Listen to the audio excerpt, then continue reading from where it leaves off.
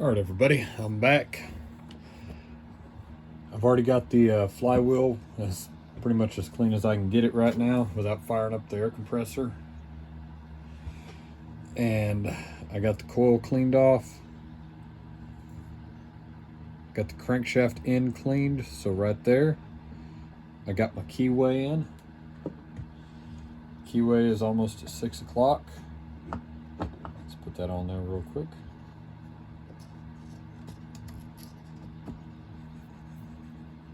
There we go. I've already looked up the specs. It is 33 Newton meters, which comes out to about 20 inch-pounds. Nope, sorry, foot-pounds.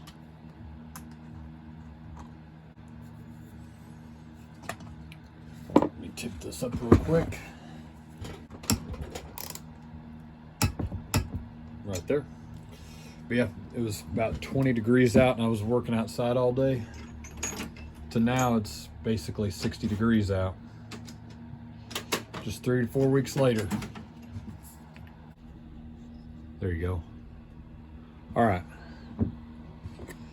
Now, what we're gonna do here, this side faces up. So let's flip that over there.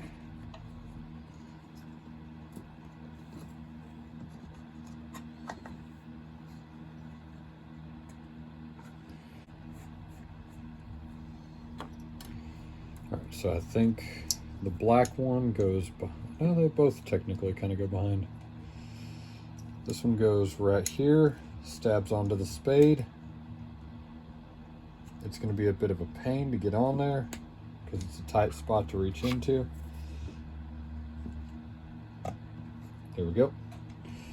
Now I'm going to worm this wire back a little bit, and there's a clip on the side of the coil.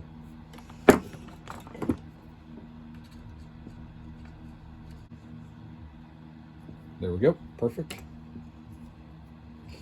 Well, after my last video I did, my computer crashed and I lost a lot of stuff, so I'm gonna have to redo a couple of videos. I hadn't really started anything, but it was kind of sad because my editing software crapped out on me. Then the whole thing just basically crashed and I lost everything. Where is that? All right, found it. Took me a second to locate my gap tool.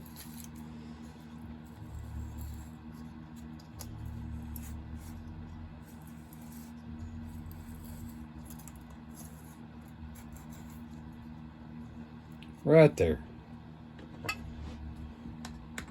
Back that out a little bit. Add a little bit. Be a pretty nice saw by the time it's all said and done.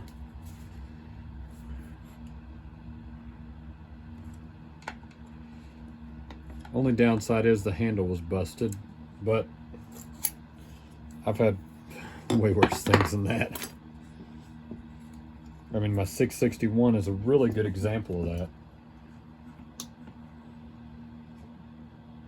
If I remember right, yeah, my 661 basically had a tree dropped on it. Next, we're going to do part of the muffler. Not all of it, part of it.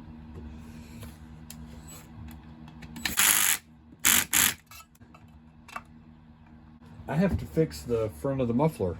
I forgot about this. Just look at this. Beautiful dual port muffler, and somebody drilled a couple of freaking 3/8 holes in it. So I'm gonna patch that. I'll show you kind of how I do it, and we'll go from there. All right, that's what I've got so far. Now we're gonna weld it in.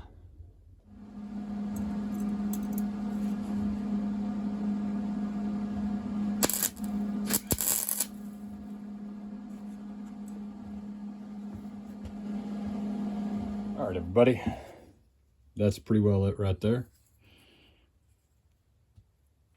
Just welded a couple of plugs in.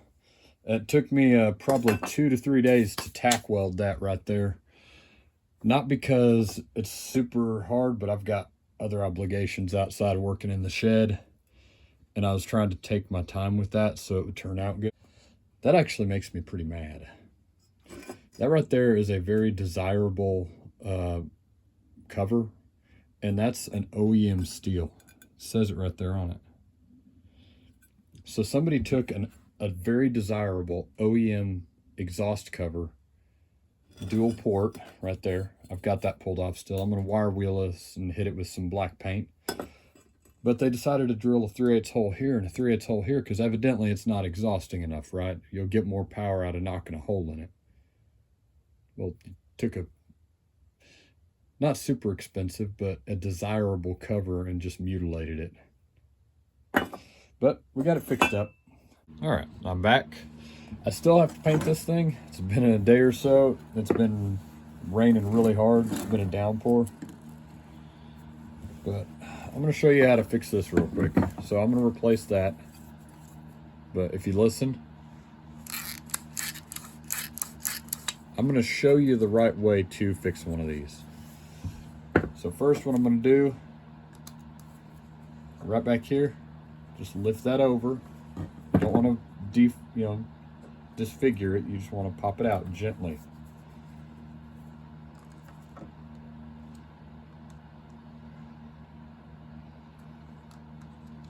There it goes. You want to be gentle with it. We'll set it down just like that because that's the way it's going to go back in. Another thing that people do to these and they don't realize they're making a mistake is they will grease it. I'm going to show you what to do, but it involves no grease. All right. So that I don't have a spring flying around everywhere, I'm going to hold my thumb over that and I'm going to roll that and stop the spool with my thumb. I'm going to pick the rope up off top of it. There we go. Give that a couple little twists. Get the slack out. There we go. So, pick that up. There's our spring. And you can see the reason we're having trouble is somebody greased it. That's grease right there.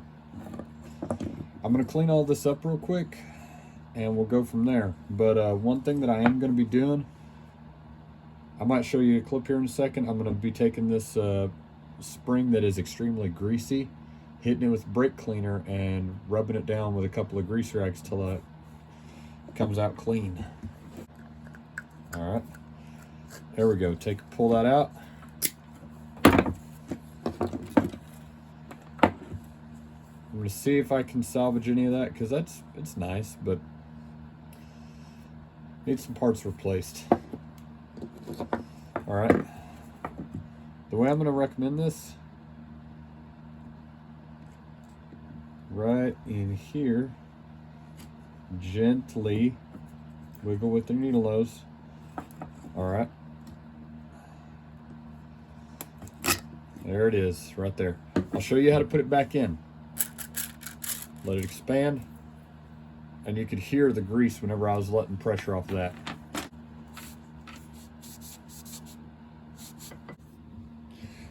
Okay, hook has to go that way. So I'm going to take the hook right there. I'm going to slip it in. There you go.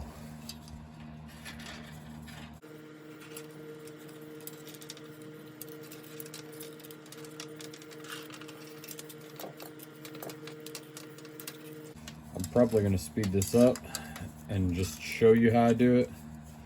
But right there, that's all you got to do. See, I'm keeping a thumb following it to hold it down, while my other hand is guiding the spring in so it doesn't kink up.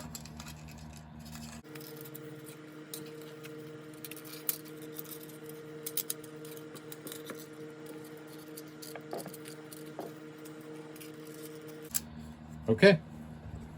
There it is. The spring is all the way in.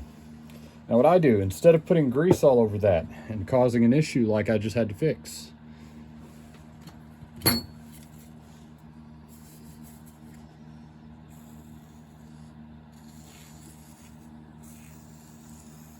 there you go. That's what you need.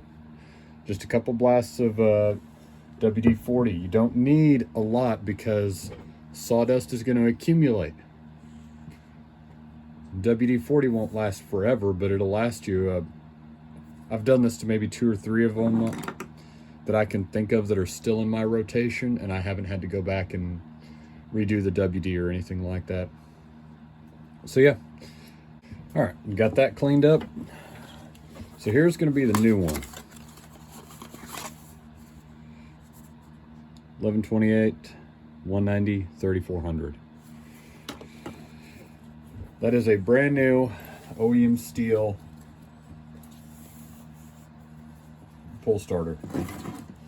So this is going to be factory length, so I don't have to worry about shortening it. I don't have to worry about it being too long.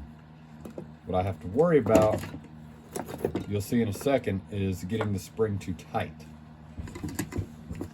All right.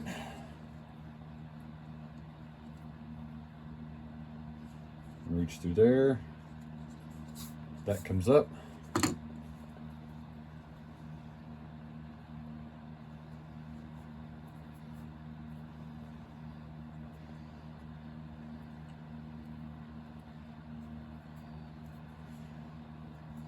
All right, folks, the way I like to do this, take a pair of needle nose. I'm not going to squeeze. I'm going to grab like that, go around my other hand. All right. What I did was I just made that knot as small and as hard as possible.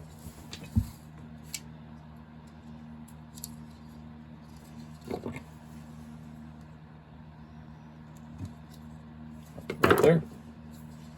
Okay. I'm going to pull the rope back through for the moment. It's not going to stay that way. Now let's grab a little bit of grease. I know I was just saying not to put grease on the spring. I'm going to stand by that. Where you're going to put the grease is right here on the shaft. And we don't need a lot, just a little bit.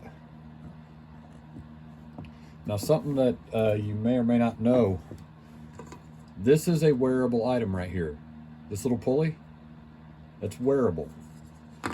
So putting a little bit of grease around the shaft is actually a good thing.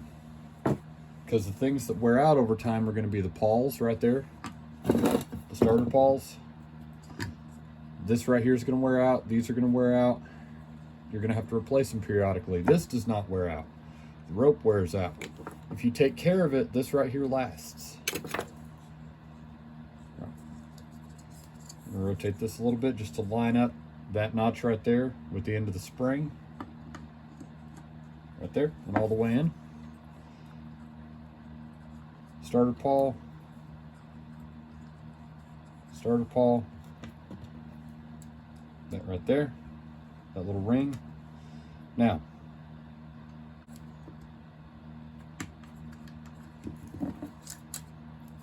okay, now we're gonna look. That's how much rope I have. I'm gonna take this and I'm gonna rotate it in the direction it would normally go. Right there. Now I'm gonna stop it. I'm gonna take the twist out of the rope. Needs just a little bit more. So 1, 2, 3, hold it, take the twist out, right there. Now I want you to listen, like as I'm pulling this out, I'm pulling almost all of it out, like I'm at a full pull trying to start it, like it's never been started before, has no gas in it. I'm not over tightening it. All right. I think after I get this on, I'm going to call it for this video. The next video, we'll be doing the carburetor, and I'll hopefully by that point have the muffler cover painted. All right. So I'm looking around to see what I can do for a wrap handle, because that handle was pretty rough right there. But I think I'm gonna call it right there. That's where we're up to on this thing. I'm liking it. The 46 is one of my favorites, but 44 is gonna be my number 1 favorite for a long time, until I find something to replace it. But yeah, we'll call it right there for today. Talk to you later. Take it easy. Bye.